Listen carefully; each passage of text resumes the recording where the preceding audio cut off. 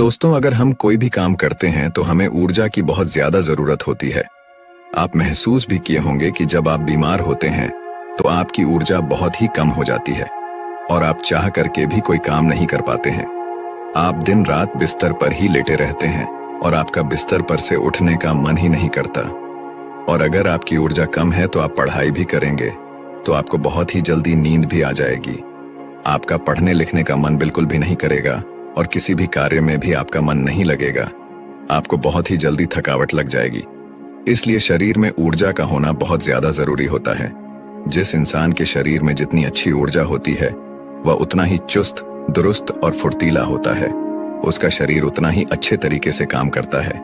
लेकिन जिस भी व्यक्ति के अंदर ऊर्जा की कमी रहती है उसका मन बहुत ही निराश और हताश रहता है। वह चिंताओं में डूबा रहता है। उसका कोई भी काम करने का मन ही नहीं करता और उसे तमाम तरह की बीमारियां जकड़ लेती हैं। इसलिए शरीर में ऊर्जा का होना अति आवश्यक है। मित्रों, आज के इस वीडियो में हम ऊर्जा बढ़ाने के तरीकों के बारे में आपको बताऊंगा, जिसे जान और समझ लेने के बाद आप खुद अपने अंदर की ऊर्जा को बढ़ा सकेंगे और खुद आप तरोताजा महसूस करेंगे। आपके शरीर के अंदर फुर्ती आ जाएगी। तो मित्रों, इस वीडियो को छोड़ करके कहीं जाइएगा नहीं। मित्रों, प्राचीन समय में नर्मदा नदी के किनारे बसे एक आश्रम में रोज की तरह गुरु अपने शिष्यों को तरह तरह की विद्याएं सिखाया करते थे। कुंडलिनी योग से लेकर के ध्यान करने तक वह सारी विद्याएं अपने शिष्यों को सिखाया करते थे। उन्हीं शिष्यों में एक निर्मल नाम का एक शिष्य था जिसका व्यवहार अन्य शिष्यों से बिल्कुल अलग था। उसके शरीर में ऊर्जा रहती ही नहीं थी। वह हर समय थका थका सा रहता था। एक बार की बात है, गुरु रोज की तरह अपने शिष्यों को ज्ञान का उपदेश दे रहे थे। उपदेश के बीच में ही निर्मल को नींद आ गई और गुरु की नजर अचानक निर्मल पर पड़ गई। फिर गुरु को गुस्सा भी आया। गुरु डांट कर बोलते हैं कि निर्मल, तुमने रात को ठीक से सोया नहीं था क्या, जो तुम्हें अभी इसी वक्त नींद आ रही है। निर्मल घबरा गया और वह तुरंत नींद से जाग गया और फिर कहने लगा कि गुरुवर, माफ कीजिएगा, मैं रात को भी सोता हूँ, फिर भी पता नहीं क्यों मुझे हर समय नींद आती रहती है। ऐसा लगता है कि शरीर में जान ही नहीं है। मैं बहुत जल्दी थक भी जाता हूँ, चाह करके भी मैं कुछ कर नहीं पाता। गुरुवर, मेरा पढ़ाई में भी बिल्कुल मन नहीं लगता। मैं तरह तरह के उपाय भी अपनाता हूँ और फिर भी मैं सफल नहीं हो पाता। हर समय ऐसा लगता है कि हमारे शरीर की ऊर्जा को किसी ने छीन लिया है। गुरु कहते हैं कि निर्मल, तुम बिल्कुल भी घबराओ नहीं। आज तुम्हारे साथ साथ मैं सभी शिष्यों को शरीर की ऊर्जा बढ़ाने के तरीके बता रहा हूँ, जिसे तुम सब ध्यानपूर्वक सुनना। गुरु कहते हैं कि शिष्यों, सिर्फ अच्छा भोजन करने से शरीर में ऊर्जा नहीं बढ़ती। शरीर में ऊर्जा बढ़ाने के कई सारे कारण होते हैं। गुरु कहते हैं कि आश्रम में जो अनाज की खेती होती है तो क्या वह सिर्फ उसमें पानी डालने से ही अच्छी फसलें तैयार हो जाती हैं क्या? सभी शिष्य कहते हैं कि नहीं गुरुवर, उसमें तो खाद माटी के साथ साथ तमाम चीजें डालनी पड़ती हैं, तब जाकर के फसल अच्छी तैयार होती है। गुरु कहते हैं कि अगर खेतों में पौधों को सिर्फ पानी ही डाला जाए तो क्या फसलों की पैदावार अच्छी होगी? सभी शिष्य कहते हैं कि नहीं गुरुवर, ऐसे में तो फसलें मुरझा जाएंगी। गुरु कहते हैं कि ठीक उसी प्रकार हमारे शरीर की भी हालत होती है। अगर हम सिर्फ खाना ही खाएंगे अच्छा तो भी हमारे शरीर में ऊर्जा नहीं पैदा होगी। अच्छी ऊर्जा पैदा करने के लिए कई सारे तरीके होते हैं। उनमें पहला तरीका है कम खाने की आदत डालो। सभी शेष गुरु की इस बात को सुनकर के आश्चर्यचकित हो जाते हैं कि गुरुवर, अगर हम लोग बहुत कम खाना खाएंगे तो फिर हमारे शरीर में ऊर्जा कहाँ से आएगी? गुरु कहते हैं कि यही तो आज तक तुम सब समझ ही नहीं पाए। लोग सोचते हैं कि ज्यादा खाना खाएंगे तो शरीर में ताकत बढ़ेगी। ऐसा कुछ भी नहीं होता है। आप खाना पर्याप्त मात्रा में लीजिए, बल्कि मैं तो यह कहूंगा कि जितना आपको भूख है उससे थोड़ा कम ही खाइए। इससे क्या होगा कि जो आपके शरीर की प्राण ऊर्जा है वह भोजन को जल्दी से पचा देगी और जो बाकी ऊर्जा बचेगी वह आपके शरीर की टूटी फूटी कोशिकाओं की मरम्मत करने में मदद करेगी। इससे आपके शरीर की प्राण ऊर्जा को आपके शरीर की देखरेख करने के लिए बहुत समय मिल जाएगा। और आप जब खाना पर्याप्त मात्रा में लेते हैं, बहुत ज्यादा खाना नहीं खाते हैं, तो आपका शरीर हल्का रहता है। और जब आपका शरीर हल्का रहेगा, खाना बहुत अच्छे तरीके से पच जाएगा, तो बाकी लोगों की अपेक्षा आप बहुत हल्का और ऊर्जावान महसूस करेंगे। गुरु कहते हैं कि जो लोग ज्यादा खाना खाते हैं उनके शरीर की सारी ऊर्जा सिर्फ खाने को ही पचाने में लग जाती है और कई घंटों तक तो उनका खाना पचता ही रहता है और ठीक से उनका पाचन भी नहीं हो पाता। पेट उनका भारी भारी सा रहता है। लेकिन जो व्यक्ति कम खाते हैं उनका पाचन बहुत ही जल्दी हो जाता है और फिर बचे हुई प्राण ऊर्जा शरीर की टूटी फूटी कोशिकाओं की मरम्मत करती रहती है। ऐसे लोग बहुत ही ऊर्जावान महसूस करते हैं। तुमने अजगर को तो देखा ही होगा। अजगर खाना खाने के बाद कई घंटों तक या यूं कहें कि कई दिनों तक यूं ही अस्वस्थ पड़ा रहता है। उसके शरीर की फुर्ती ही चली जाती है। ऐसे ही हम सबके साथ होता है। अगर हम ज्यादा खाना खाएंगे तो हमारे शरीर की सारी प्राण ऊर्जा पूरे दिन रात सिर्फ उस खाने को पचाने में लगी रहेगी। लेकिन अगर हम खाना पर्याप्त मात्रा में खाते हैं या जितना हमारी भूख है उससे कम खाते हैं तो हमारे शरीर की बची हुई प्राण ऊर्जा हमारे शरीर की टूटी फूटी कोशिकाओं की मरम्मत करने में लग जाती है। गुरु कहते हैं कि पहले तो तुम सब यह करो कि जितना तुम्हें भूख है उससे थोड़ा कम खाओ और आज से ही इस रहस्यमयी तरीके को अपनाना शुरू कर दो। इसका असर तुम्हें 1 हफ्ते में दिखने लगेगा। गुरु कहते हैं कि दूसरी बात जो तुम सबको याद रखनी है हमेशा ऊर्जावान बने रहने के लिए, वह ये है कि पौष्टिक भोजन खाओ। गुरु कहते हैं कि अधिकतर लोग तो सिर्फ पेट भरने के लिए खाना खाते हैं। उन्हें लगता है कि उनका पेट बस भर जाए तो सब ठीक हो जाएगा, तो ऐसा बिल्कुल भी नहीं होता है। आपके शरीर को विभिन्न प्रकार के विटामिन्स की जरूरत होती है।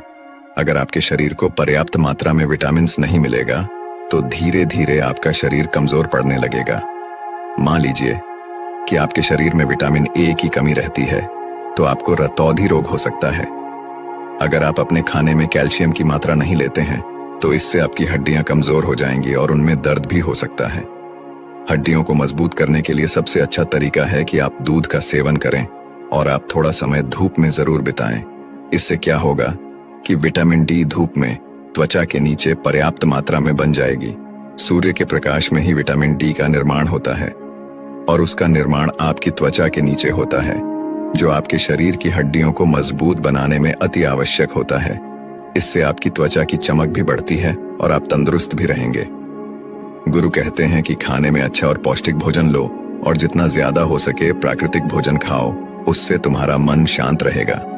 गुरु कहते हैं कि शिष्य हमेशा ऊर्जावान बने रहने का तीसरा तरीका है व्यायाम करने की और ध्यान करने की आदत डालो। शिष्य कहने लगे, गुरुवर, ये तो हम प्रतिदिन करते हैं, इसमें कौन सी बड़ी बात है, ये तो सभी करते हैं। तभी फिर गुरु कहते हैं कि हाँ, बात तुम्हारी सही है, लेकिन अगर व्यायाम को और ध्यान को एक निश्चित समय पर ना किया जाए, जब मन में आया तब कर लिए, तो ऐसे करने से कोई मतलब नहीं होता है, बल्कि उसका शरीर पर बुरा असर तुम्हें देखने को मिलेगा।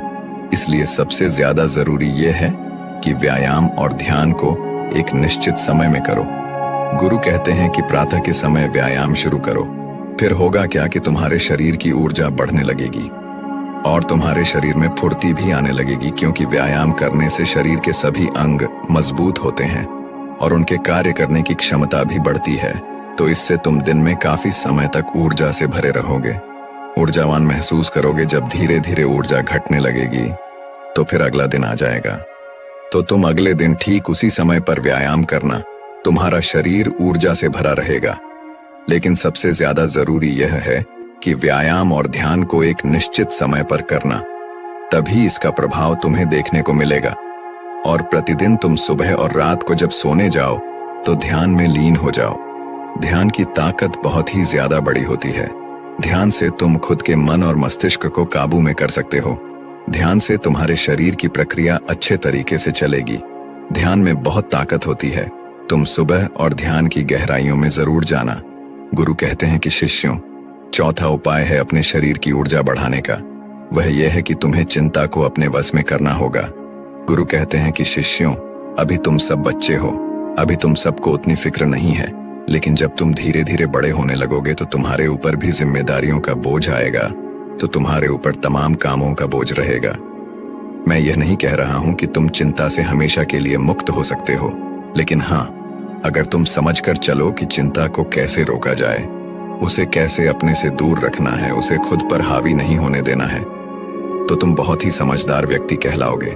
क्योंकि चिंता ही एक ऐसी बीमारी है जो तुम्हारे शरीर को हर वक्त जलाती रहती है।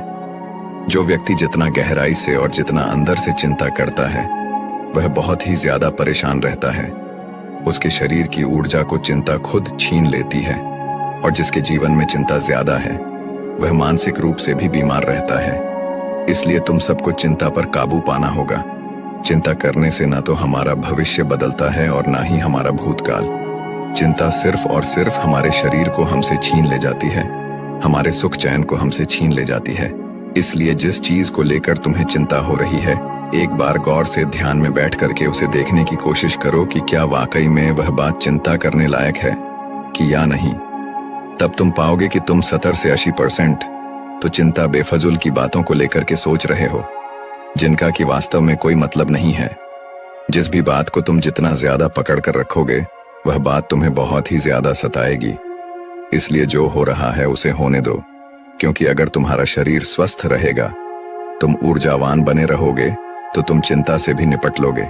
इसीलिए शिष्यों, अगर तुम्हें ऊर्जावान बने रहना है तो चिंता को अपने काबू में करना होगा। और इसके लिए आप प्रतिदिन ध्यान और व्यायाम की क्रिया जरूर शुरू करो।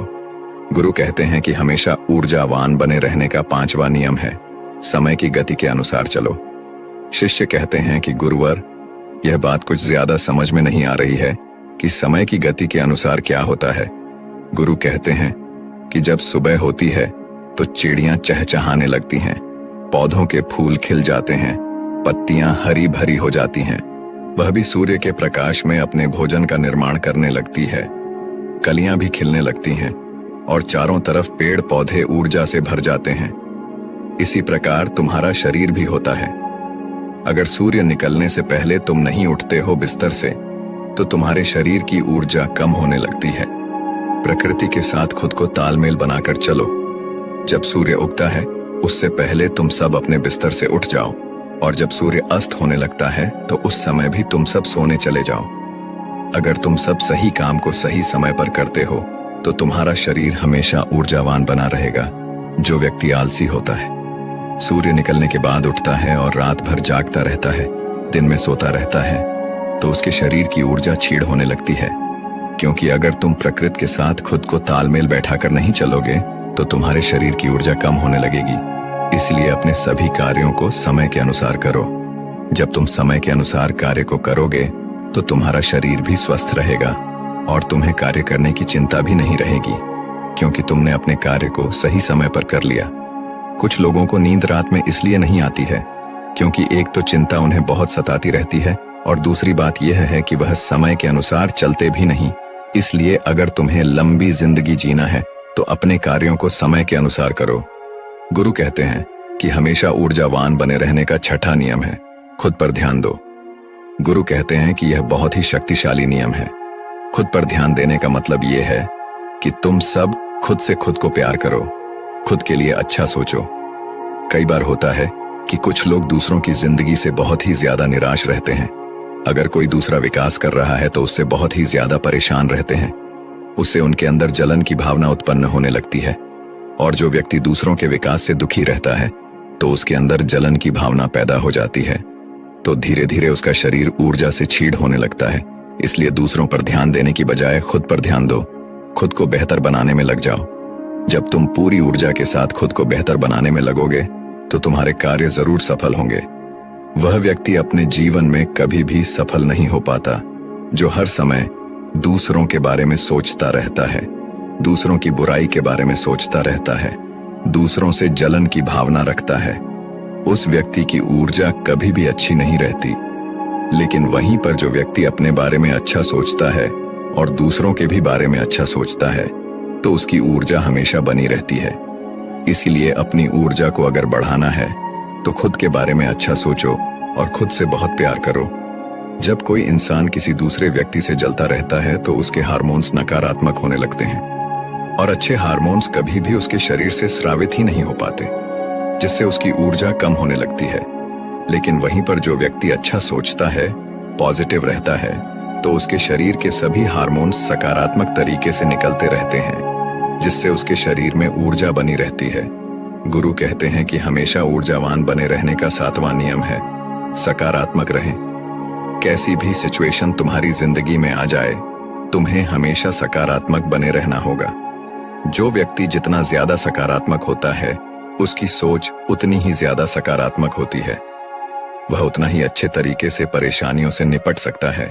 लेकिन जिसके दिमाग में हमेशा नकारात्मक बातें ही भरी रहती हैं, वह नकारात्मक बातें ही सोचता रहता है, तो उसकी ऊर्जा लगातार नीचे की तरफ बहती रहती है, जिससे उसके शरीर की ऊर्जा धीरे धीरे क्षीण होने लगती है। लेकिन जिस भी व्यक्ति के अंदर सकारात्मक भावनाएं पैदा होती हैं, सकारात्मक बातें वह सोचता है, तो उसके अंदर की ऊर्जा ऊपर की तरफ बहती है। और जब ऊर्जा ऊपर की तरफ बहती है तो वह किसी भी कार्य पर, किसी भी तत्व पर बहुत ही अच्छे तरीके से सोच पाता है। और जब वह किसी कार्य को करता है तो उसमें वह सफल जरूर होता है। इसीलिए शिष्यों, हमेशा सकारात्मक बने रहना बहुत ज्यादा जरूरी होता है। जरूरी नहीं कि हर पल आप सकारात्मक ही रहे, लेकिन अगर आपकी सोच सकारात्मक है तो आप तमाम तरह की मुश्किलों से पार पा सकते हैं, मुश्किलों को अपनी जिंदगी से हरा सकते हैं। इसीलिए सकारात्मक सोच के साथ आगे बढ़ने का प्रयास जरूर करो। गुरु कहते हैं कि शिष्यों, यह 7 नियम अगर तुम सब अपना लेते हो तो तुम्हारे शरीर की ऊर्जा कभी भी कम नहीं होगी। हमेशा तुम ऊर्जावान बने रहोगे और निर्मल। तुम तो मेरी ये 7 बातें आज से ही अपनाना शुरू करो, और अभी से, ताकि तुम्हारे शरीर की ऊर्जा ऊपर की तरफ बहे और तुम सकारात्मक सोच सको। जब तुम्हारे शरीर की ऊर्जा ऊपर की तरफ बहेगी तो तुम्हें नींद भी समय पर आएगी। हर पल तुम्हें नींद नहीं आएगी और तुम्हारा शरीर ऊर्जा से भरा रहेगा। गुरु यह 7 नियम बताकर के शांत हो जाते हैं। तभी सभी शिष्य खड़े होते हैं और गुरु को प्रणाम करते हैं और उनका धन्यवाद अदा करते हैं, और सब लोग अपने अपने कार्यों पर वापस लग जाते हैं। तो दोस्तों, उम्मीद है इस वीडियो से आपको काफी कुछ सीखने को मिला होगा, और अगर कुछ सीखने को मिला हो तो हमारे इस वीडियो को लाइक, शेयर और बुद्धा स्टोरियन चैनल को सब्सक्राइब जरूर कर लीजिएगा, और साथ ही कमेंट में नमो बुद्धाय जरूर लिखिएगा। धन्यवाद।